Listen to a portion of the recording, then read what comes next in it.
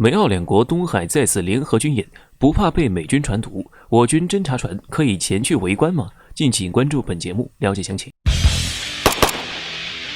据越南媒体国际新闻的报道称，目前刚刚结束联合行动美国海军的阿利伯克级导弹驱逐舰麦凯恩号与澳大利亚海军安扎克级导弹护卫舰巴拉特号，现在准备从马六甲海峡进入缅甸海，随后再次进入孟加拉湾进行东海演习。要知道的是，当前美国累计确诊病例已经突破926万，福特号航母上更是再次爆发了新冠疫情。就目前来说，福特号航母上的疫情也算是给美国海军再次敲响了警钟。然而，即使是美国海军已经成为了目前整个美军军种中感染人数第二多的军种，而且疫情在美国海军的多艘军舰上都爆发过，但美国仍继续带着自家小弟到处晃悠，澳大利亚也就这么跟着，也不怕被美军传毒吗？而且中国可不是以前的中国。分析认为，美国在西太地区对中国实施军事威慑，主要依靠航母和驱逐舰跟小弟们举办一些联合军演。但是随着中国的不断发展和建设，我军早已经有了对付美国航母的手段。我军的东风21D、东风26导弹可以对美军航母造成毁灭性的打击。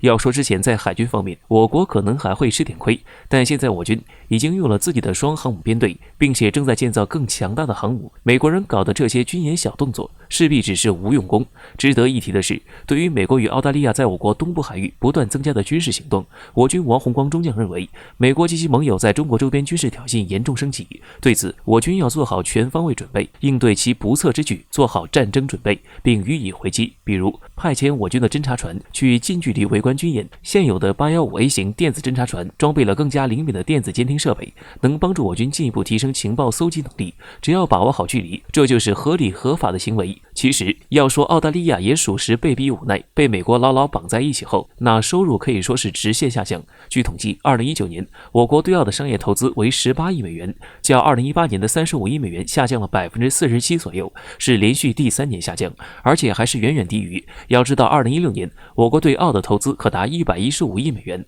澳大利亚自从铁了心当美国小弟后，矿业、房地产、制造业和农业都受到了较大影响。在这里还是要奉劝一下澳大利亚，别一天到晚指望美国，美国靠不靠谱，心里没点数吗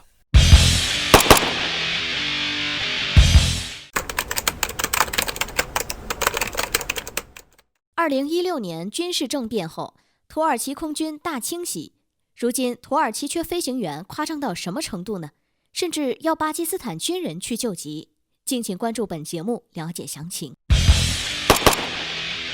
据亚洲经济时报报道，土耳其空军现在急缺飞行员，已经到了飞机比飞行员多的局面。为此，土耳其和巴基斯坦签署了一项合作协议，由巴基斯坦空军派出一批飞行员前往土耳其作为飞行教官救急，甚至执行一部分作战任务。从空军的规模来看，土耳其空军的飞机规模居北约第3，仅次于美国和英国。这是因为冷战时期，北约想利用土耳其限制苏联通过黑海进入地中海的可能性。因此，土耳其空军规模庞大，装备有240架 F-16C 地形战斗机，200架美制 F-4E 以及 F-4F 战斗机，125架 F-5 战斗机。加上运输机，土耳其空军的飞机超过了930架，可以说需要非常庞大的飞行员队伍。但2016年军队发生的一场政变，改变了原有的稳定格局。虽然这种政变仅仅是一种武装游行，对于土耳其政府影响轻微，但还是导致了军队的大清洗。空军中约有300名土耳其飞行员被逮捕或遣散。大批资深飞行员离开军队的结果，就是土耳其空军大批战斗机趴窝，飞机数量远远超过了飞行员数量。土耳其试图填补这一空白，并培训新一代飞行员的尝试并未成功，其中包括反骗一些退休飞行员，或者从私人航空公司挖掘飞行员。据土耳其空军统计，目前该国缺少1154名军事飞行员。在这种背景下，土耳其只好请求其长期盟友巴基斯坦为其加快培训新飞行员，并派遣教练员驾驶 F-16。土耳其要求美国允许使用非土耳其飞行员驾驶 F-16，但遭到拒绝。尽管如此，土耳其还是允许外国飞行员驾驶美国战斗机。据希腊媒体报道，土耳其空军已开始招募巴基斯坦飞行员驾驶其 F-16战斗机。这在2019年11月在地中海举行的土耳其巴基斯坦联合演习中得到了证实。巴基斯坦空军拥有经验丰富的 F-16驾驶员，并在实战中多次击落印度飞机。同为伊斯兰世界的弟兄，巴基斯坦和土耳其近年来的军事合作非常多。自从因 S-400 导弹采购案得罪美国后，美国断绝了对土耳其的战斗机供应，包括崭新的 F-35和 F-16的零部件供应。加上欧洲普遍支持希腊，未来土耳其从欧美获得战斗机的可能性越来越小。如果这样发展下去，土耳其可能只剩下俄罗斯的战斗机可以购买了。而要把现在庞大的美制战斗机机队更换为俄制战斗机，谈何容易？俄罗斯方面倒是乐见其成，各种向土耳其推销苏35和苏57战斗机。不愿意与任何一方妥协的土耳其，在军事外交上可以说是打肿了脸充胖子。一旦陷入四面楚歌的境地，仅凭土耳其自己是无论如何都无法完成现代化的军备更新的。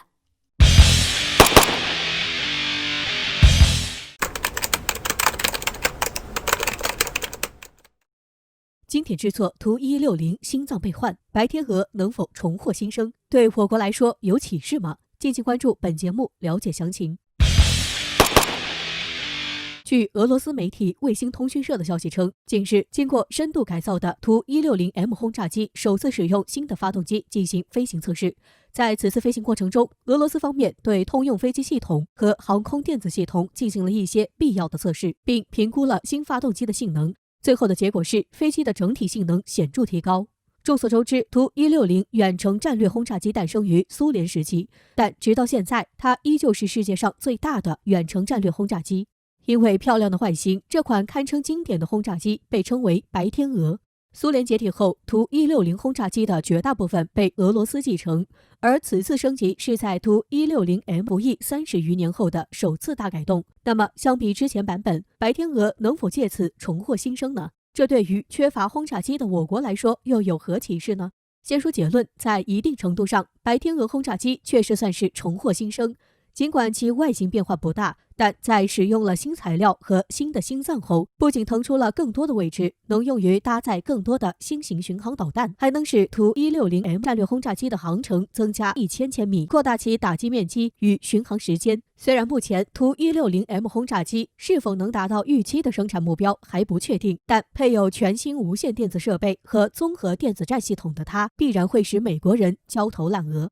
虽然无法升级为隐轰，但因飞行高度够高，再加上飞行速度快，许多导弹都在速度上根本无法对其造成威胁，因此隐不隐身其实也无关紧要了。而且在其没有升级之前，它就已经是一架携带12枚核弹的移动核武库，升级后的载弹量恐怕更为恐怖。再加上俄罗斯动不动就派其去有着美国后花园之称的委内瑞拉飞一圈，所以美国的焦头烂额是必然的。分析认为，尽管俄罗斯军方已经决定了未来以隐形轰炸机作为俄战略打击的重任，但在 PAK-DA 隐形轰炸机问世前，依旧不放弃对图160M 的升级。这一点其实启示了我国应该要继续改进轰 6K 了，哪怕是这款机型太老了，只要是在轰20还未量产面世之前，就不应该放弃对其进行改造升级。我国现在实行的是远洋战略，也就是和美国一样，但我们不能把战场放在我国自己的国土上，而是拉到太平洋或者是更远的地方。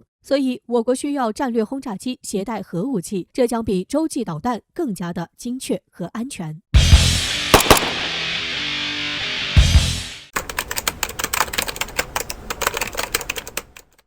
俄罗斯拥有举世无双的破冰船队，但俄方也承认这其中少不了中国的助力。话说我国都帮了哪些忙？据俄罗斯媒体卫星通讯社的消息称，俄罗斯总统普京在11月3日的维克托·切尔诺梅尔金号破冰船的升级仪式上表示，俄罗斯拥有的破冰船队举世无双，并且在北极开发和研究方面一直处于领先地位。俄罗斯现在应将这一优势一直继续保持下去，需要不断巩固地位，不断加强和更新船队，不断将新的先进技术引入到破冰船和其他不同冰级船舶的建造当中。但是这其中少不了中国助力。据了解，此次升级的维克托·切尔诺梅尔金号破冰船是世界上最大的柴电动力破冰船，其满载排水量达22300吨，无冰区最高航速可达17节，具备在20厘米积雪、3米厚度的冰层中以2节航速前进和后退的能力。破冰船船员人数38人，最大自持力为61天。该船主要用于破冰领航和拖带船舶，可用于运输南北极考察队，并为之提供补给。但需要知道的是，破冰船之所以能顺利完工，这其中就如同俄罗斯人所讲的那样，少不了中国的助力。那这是怎么一回事呢？俄罗斯不是建造破冰船的抗靶子吗？怎么还需要我国的帮助呢？事实上，俄罗斯想要完成这么庞大的装备建造，离不开我国一套装备的协助，这就是我国的大型龙门吊。据报道，早在2016年3月，因为俄罗斯方面无力承造大型起重设施，我国的中远重工就成功承接了俄罗斯红星船厂的7台系列吊车订单，其中包括1台1200吨的龙门吊、2台320吨的龙门吊与4台100吨的门座机。分析认为，我国帮助俄罗斯建造大型破冰船的这个举措，对我国来说那是相当有利的。由于全球变暖、冰川融化，所以俄罗斯正在考虑和我国合作开发一条新的航线，将会极大缩短从俄罗斯到中国和亚洲的航程时间以及运输成本。而俄罗斯建造的大量破冰船，这其中也有很大一部分是为了中俄目前已经合作的一个叫做亚马尔液化天然气项目超级工程服务的。而我国大型重工助力俄罗斯，这无疑不是在加速这一项目的进程。同时，这也让我国未来可能成为破冰船制造领域的领先国家。因为我国不存在资金问题，俄罗斯也乐于与我国造船厂合作建造新型破冰船。因为一个需要技术和经验，一个需要钱。值得一提的是，对于俄罗斯如此热衷于建造破冰船，有军事专家认为，俄罗斯这是在借破冰船之名，把建造核航母的路铺平了。